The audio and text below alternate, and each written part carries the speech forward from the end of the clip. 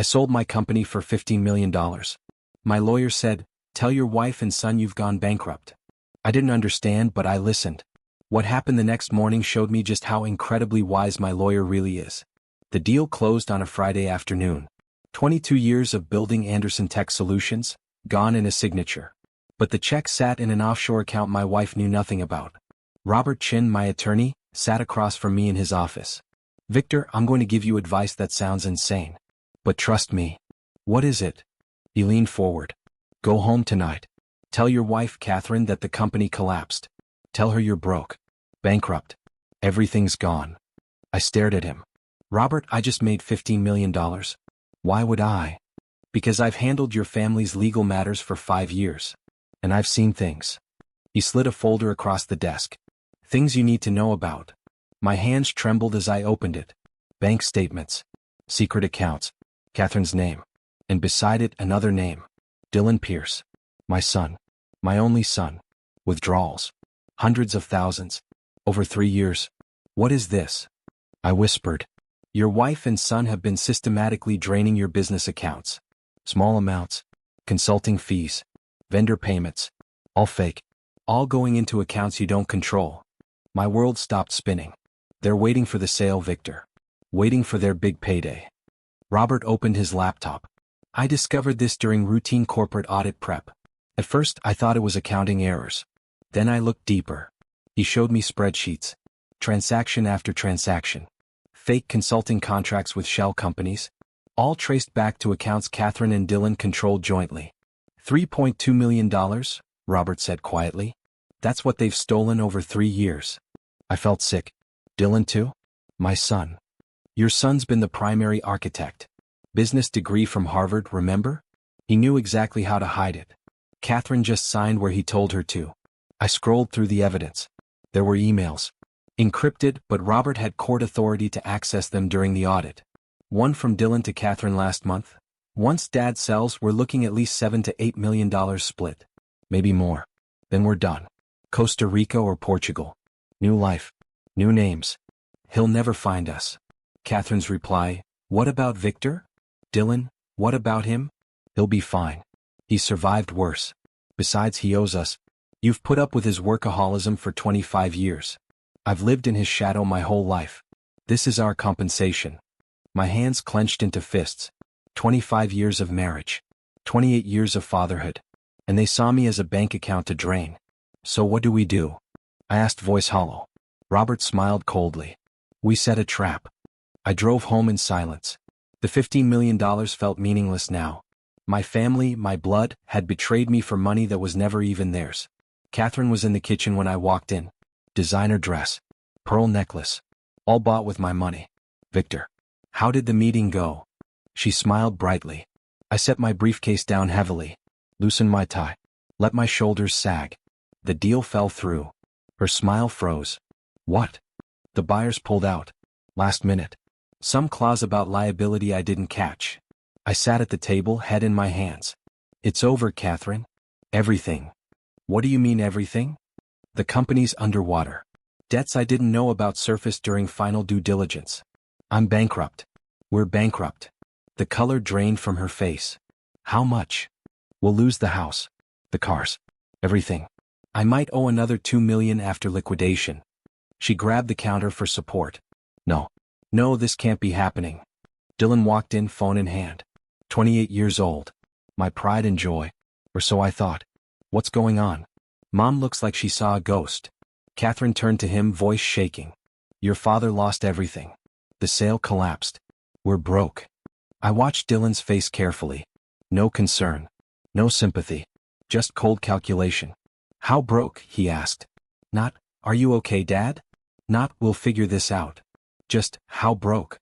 I knew then. Robert was right about everything. Dylan sat down slowly, his jaw tight.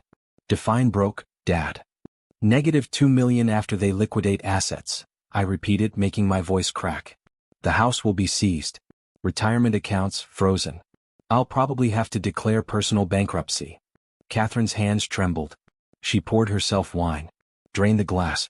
Poured another. "What about the offshore accounts?" Dylan asked carefully. "The backup funds you mentioned last year?" I looked at him. What offshore accounts? You said you had emergency reserves. Safety nets. Those were tied to company stock, Dylan. Worthless now. I stood up, pacing. I'm sorry. I failed you both. 22 years of work, gone. Catherine's face hardened. The concern vanished, replaced by something cold. You failed us? Victor, do you have any idea what we've sacrificed for your company? Catherine, No. She slammed the glass down. I've stood by you through everything. Late nights. Missed anniversaries. Forgotten birthdays. And this is what I get? Bankruptcy? Dylan put a hand on her shoulder. Mom, calm down. She shook him off. Don't tell me to calm down. We have nothing now. Nothing. I watched them. Mother and son. United in their anger. Not at the situation. At me. For being broke. For not having money for them to take. That night, I heard them whispering in Dylan's room. Planning. Scheming. And I recorded every word. The microphone Robert had given me was small. Professional grade. Hidden in a pen I'd left on Dylan's desk that afternoon. I sat in my car in the driveway, headphones on, listening to the live feed. Catherine's voice came through clearly. This is a disaster. Complete disaster. I know, Mom. 3 years of planning wasted. What do we do now? We can't just leave with nothing. Dylan laughed bitterly. There's nothing to leave with. The accounts we set up, the transfers we made, it's all tied to the company sale that never happened. What about the money we already took? $3 million split between offshore accounts. But if Dad declares bankruptcy, forensic accountants will find everything. We'll have to return it. Possibly face charges. Silence. Then Catherine spoke, voice venomous. I should have divorced him years ago. Taken half when the company was worth something. Why didn't you? Because you convinced me to wait. The sale will be bigger, you said. We'll get everything, you said. How was I supposed to know he'd screw it up? I gripped the steering wheel. My knuckles went white. So what now? Catherine asked. Now. We cut our losses. File for divorce immediately. Claim emotional distress. Maybe we can shield our personal assets before his creditors come calling. What about Victor? Dylan's voice turned ice cold. What about him? He's useless to us now. I stopped the recording. Pulled out my phone. Texted Robert. They took the bait. Execute phase 2. The next morning, Catherine served me divorce papers at breakfast. No warning. No conversation. Just papers on the table next to my coffee. I can't do this anymore, Victor, she said flatly. I deserve better than financial ruin. Dylan stood behind her, arms crossed. Supporting her. United front. I looked at the papers. Looked at them both. You're divorcing me because I'm broke? I'm divorcing you because you're a failure, Catherine said. 22 years and you couldn't even close a simple business deal. Mom's right, Dad. Maybe it's time you both moved on. I nodded slowly. Picked up the pen. You want me to sign this now? Catherine's eyes lit up. If you're willing to be mature about it. What about assets? Division of property? We've already consulted a lawyer, Dylan interjected.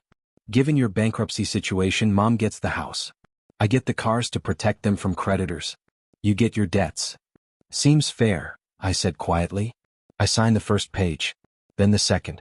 Catherine actually smiled. Thank you for not making this difficult. Just one question, I said, setting down the pen. What if I'm not actually bankrupt? The smile faltered. What? What if the company sold just fine? What if the $15 million is sitting in an account right now? Dylan went pale. Dad, what are you? What if I know everything? Every transfer. Every fake invoice. Every stolen dollar. Dead silence. Catherine's hand shook. Victor. I stood up. Robert, you can come in now. The front door opened. Robert walked in with 2 police officers and a federal agent. Catherine stumbled backward. Dylan's face went white. What is this? Catherine whispered. Robert opened his briefcase. Catherine Anderson and Dylan Anderson, you're being served with a civil lawsuit for embezzlement, wire fraud, and conspiracy to commit theft. He handed them each a thick folder. Additionally, the federal agent stepped forward. We're executing a warrant to freeze all accounts associated with your offshore shell companies. Every transaction you've made over the past 3 years is now evidence. Dylan's voice cracked. Dad, please? Please? I laughed coldly. You stole $3.2 million from me. You planned to take half of $15 million more. You called me useless.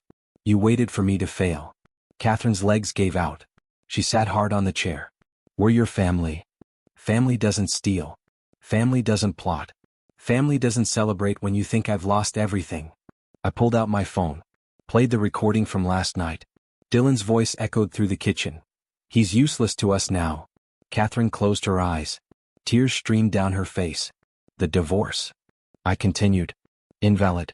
You filed under fraudulent pretenses. The house. Mine. The cars. Mine. Every asset you tried to claim. Mine. Robert added, and the $3 million you stole? You're paying it back. With interest. Plus legal fees. We don't have that kind of money, Dylan stammered. I smiled. Then I guess you'll be broke. Funny how that works. 6 months later, I sat in my new penthouse overlooking the city. Minimalist. Clean. Peaceful. Catherine had pleaded guilty to avoid trial. 3 years probation. Community service. Full restitution of the stolen funds which she couldn't afford.